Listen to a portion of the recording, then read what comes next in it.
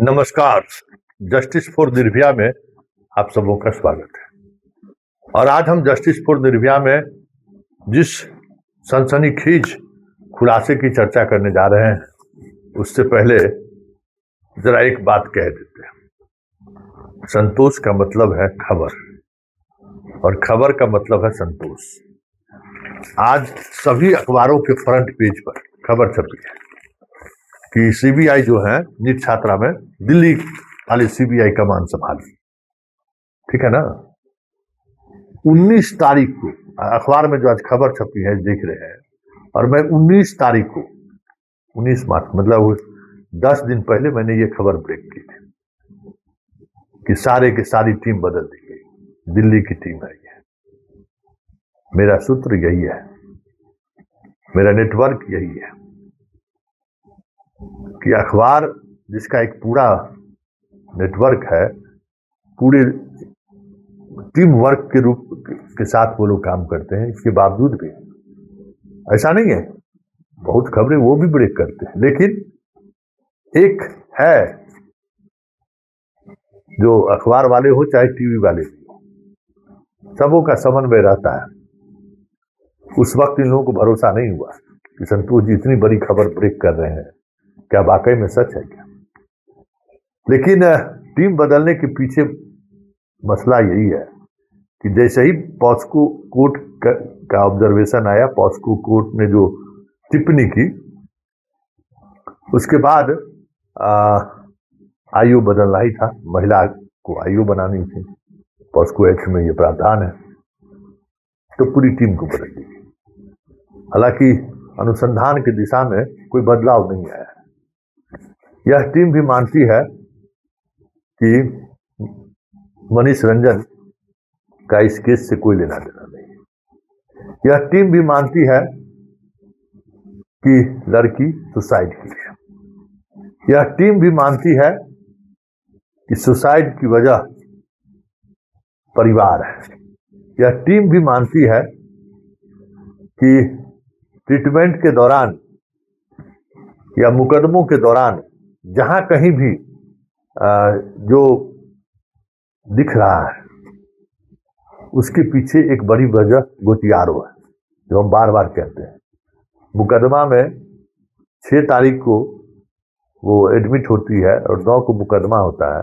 3 दिनों तक सिर्फ इसलिए एफआईआर दर्ज करने में देरी हुई कि परिवार को लगता था कि कहीं बच जाए, पुलिस को भी लगता था कि कहीं बच जाए, इसलिए बच गई। तो फिर अगर एफआईआर हो गया तो बेवजह परेशानी होगी। आत्महत्या करना भी अपने आप में एक बड़ा गुनाह है। लेकिन 9 तारीख को जब लगा कि स्थिति सीरियस हो रहा है तो फिर एफआईआर दर्ज करनी पड़ी। हालांकि उस एफआईआर में अपनी बेटी का उम्र इन्होंने 18 वर्ष लगभग बताया। खैर सवाल वो नहीं है। सवाल ये है कि सीबीआई अभी 77 दिन हो गया, 78 दिन हो गया आज, इस केस के 4 आयु बदल गया, लेकिन चारों के चारों आयु का फाइंडिंग एक ही है। यह मामला सुसाइड का है। इस मामले में रेप नहीं हुआ।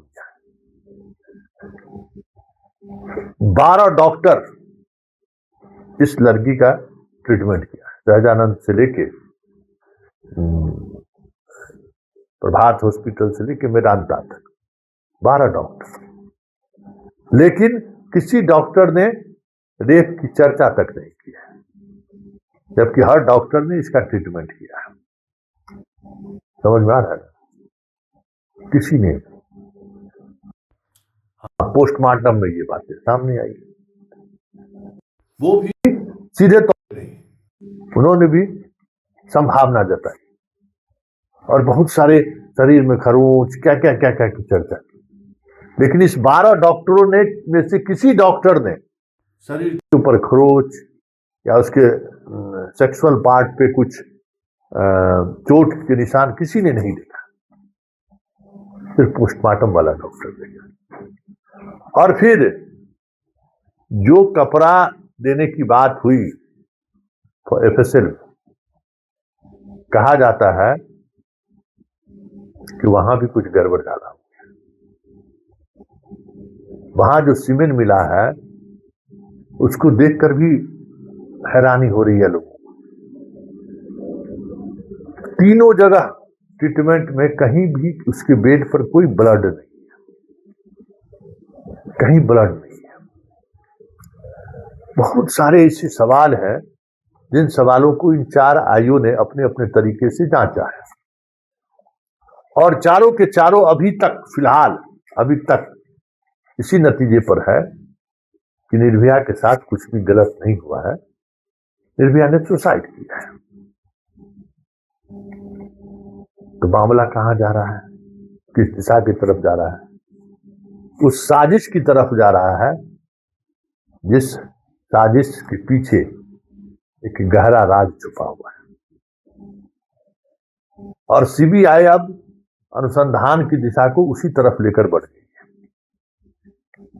इसलिए प्रभात मेमोरियल हॉस्पिटल के उस स्टाफ से पूछताछ किया जिसके मोबाइल फोन पर एक डॉक्टर का फोन आया था। उस डॉक्टर को आने का नोटिस जारी किया है। साथ ही गुलबी घाट के बाद जो सक्रियता जिनकी दिखी है, 4 लोगों को सीबीआई ने चिन्हित किया है। उन 4 लोगों को नोटिस जारी कर रही है सीबीआई कि आप आइए और अपनी बात रखें, क्योंकि गुलबी घाट तक सब लोग, परिवार के लोग और गांव के लोग चुपचाप जा रहे थे उनके अंतिम संस्कार करने के लिए। गुलबी घाट पर ही किसी का फोन आया और उसके बाद ये चर्चा होनी शुरू हो गई कि 25 के साथ देंगे होगा, और उसके बाद हंगामा हुआ, एसआईटी गठित हुआ, जो कुछ भी हुआ सब सबके सामने। तो ये अब उस दिशा की तरफ सीबीआई बढ़ गई है, और किसी भी दिन, क्योंकि साजिश जिसने भी रची है ना, उस साजिश रचने वाले ने कितनी भी होशियारी क्यों न की हो, बाप बेटा का मोबाइल एक ही दिन टूट गया था, मोबाइल बरामद हुआ ना। मामा के मोबाइल से मामा ने अपने सारा डाटा को डिलीट कर दिया, सीबीआई ने सारे डाटा को कलेक्ट कर दिया। इसलिए किसी भी समय सीबीआई साजिश की तरफ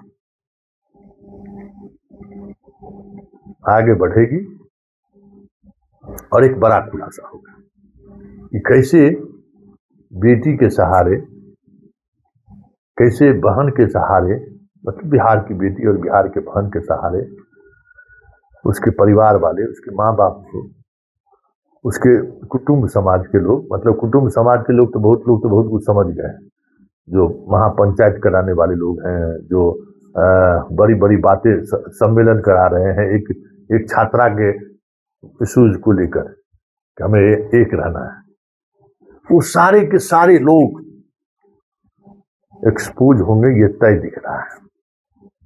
और इसी बात को लेकर बार बार उलझाने की कोशिश हो रही है इस मुकदमा में, क्योंकि सबको पता है कि हुआ क्या है, लेकिन अब साजिशकर्ता एक्सपोज नहीं हो, इसके लिए सारी मशीनरी का इस्तेमाल हो रहा है।